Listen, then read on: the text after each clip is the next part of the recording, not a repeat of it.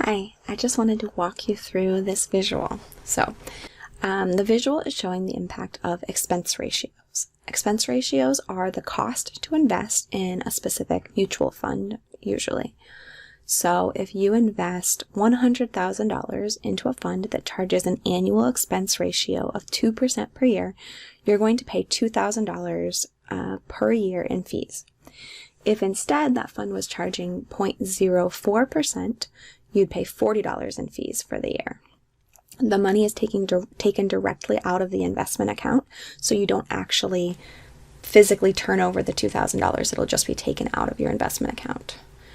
So this visual shows the impact of that loss to fees is going to have on your final invested total in the long run. And so even though a 2% fee doesn't sound like it's all that much money, it can have a very large difference in the long run, and it can reduce your final total. And as you can see here, in a 40-year time span, it could reduce it by over 40% of what you actually could have had.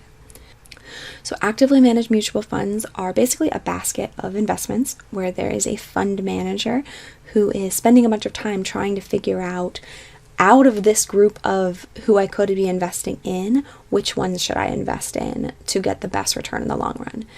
And that would be great, except for no one can see the future. So no matter how much research they're doing, no matter how much they know, they still can't see the future.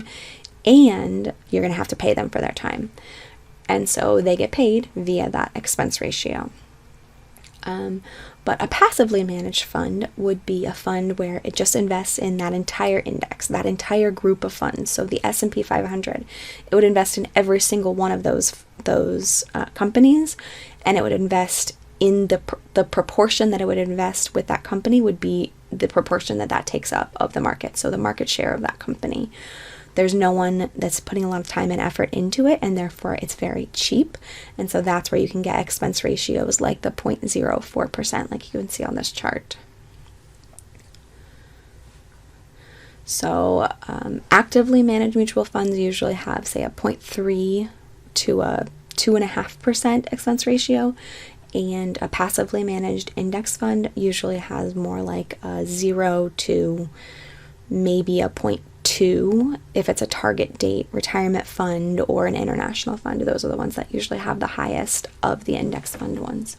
So the moral of the story is to invest in index funds, and you can learn more about it at my blog post about this at intentionalmoneylife.com/fees.